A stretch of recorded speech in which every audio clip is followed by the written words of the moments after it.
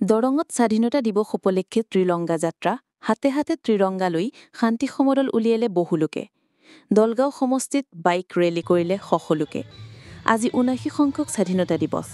সমগ্ৰ দেশতে আজি উলহ মালহেৰে উদযাপন কৰিছে স্বাধীনতা দিৱস। সমান্তৰালকৈ দৰং জিলাৰ ধুলাত থকা দৰং ফাৰ্মাৰ্ছ প্ৰডিউচাৰ কোম্পানী লিমিটেডৰ কাৰ্যালয়ত ৰাতিপুৱা ৭ বজাত পতাকা উত্তোলন কৰি উলহ মালহেৰে স্বাধীনতা দিৱস উদযাপন কৰা দেখিবলৈ পোৱা যায়। অনুষ্ঠানটিত পতাকা উত্তোলক হিচাপে উপস্থিত থাকে অসম প্ৰদেশ মহিলা কংগ্ৰেছৰ ৰাজ্যিক সাধাৰণ সম্পাদিকা তুলিকা হাজৰিকা গগৈয়ে। ইয়াৰ লগতে ধুলা বিকলাংগ কেন্দ্ৰত থকা ল'ৰা-ছোৱালী তথা দিব্যাংগ লোকৰ খা-খবৰ লৈ কিছু আৰ্থিক সাহায্য প্ৰদান কৰে তুলিকা গগৈয়ে। লগতে আমন্ত্ৰিত অতিথি হিচাপে উপস্থিত থাকে দৰং কংগ্ৰেছ কমিটিৰ উপসভাপতি দুলাল হীৰা, দৰং কংগ্ৰেছৰ সাধাৰণ সম্পাদক মুছাৰফ হুছেইন, কোম্পানীটোৰ বিষয়ববীয়াৰ লগতে ৪০ শতাধিক ৰাইজ। পতাকা উত্তোলন কাৰ্যসূচী সমাপ্ত কৰি ৰাজ্যিক সাধাৰণ সম্পাদিকা তুলিকা হাজৰিকা গগৈৰ নেতৃত্বত দৰঙৰ দলগাঁও সমষ্টিত ধুলাৰ পৰা আৰম্ভ কৰি বেছিমাৰিলৈ প্ৰায় ৪০ শতাধিক ৰাইজৰ এক বিশাল বাইক ৰেলী কৰে। হাতে হাতে জাতীয় পতাকা লৈ এই ৰেলীত অংশগ্ৰহণ কৰে ব্যক্তিসকলে।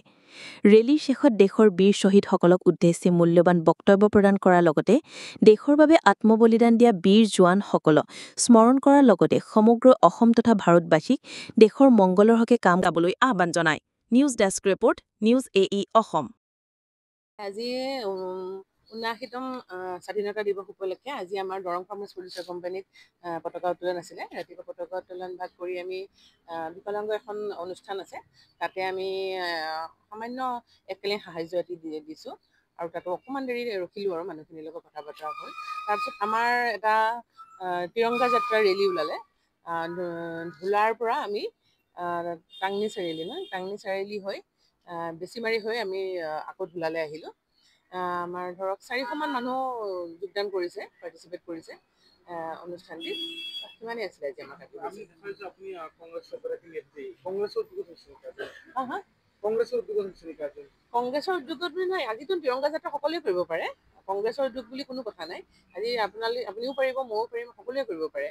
কিন্তু মই যাত্ৰাপাত কৰাৰ আগতে আমাৰ বাইদেউ মীৰা গোস্বামী বাইদেউক সুধি লৈছোঁ এবাৰ যে পাৰিমনে। তেওঁ মোক পাৰ্মিশ্যন দিছে যে পাৰিব, আপুনি কৰিব, কাৰণ ত্ৰিৰংগা যাত্ৰা আজি সকলোৱে কৰিব পাৰে।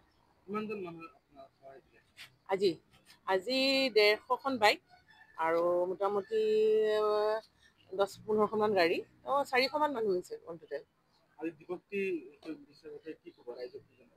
ৰাইজক কি ক'ম, এতিয়া ধৰক আমাৰ এখন ধৰ্ম নিৰপেক্ষ দেশ। ধৰ্ম নিৰপেক্ষ দেশত এতিয়া বৰ্তমান আমাৰ সকলোতকৈ বেছি ধৰ্মৰ ওপৰত কথা অকল অসমতে কোৱা হৈ আছে। মুখ্যমন্ত্ৰী অকল ধৰ্ম নিৰপেক্ষ দেশখনত অকল অসমতে টাৰ্গেট কৰিছে হিন্দু মুছলিম বুলি। কিন্তু আজি মই এই অঞ্চলটোত মাইনৰিটি অঞ্চল এটাত কাম কৰোঁ, এগৰাকী হিন্দু মহিলা হয়, ছেফলি একদম ইমান ছেফলি থাকোঁ, ইমান ছেফলি কাম কৰোঁ। আজিৰ পৰা ৩.৫ বছৰ ৪ বছৰ হ'ল মই এনেকৈ ছেফলিয়ে কাম কৰি আছোঁ। গোটেই ল'ৰাখিনিয়ে সহায় সহযোগ কৰে, অকল ল'ৰাখিনিয়ে নহয়, গাঁৱৰ মাতৃসকলো একে সমানে সহায় কৰি থাকে মোক। ত' মই নাভাবোঁ যে আমি কিবা বিপদত পৰিম এওঁলোকৰ পৰা। যোনখিনি আমাৰ খিলঞ্জীয়া মুছলমান আছে তেওঁলোকক অন্ততঃ আমি বিশ্বাসত ৰাখিব লাগে।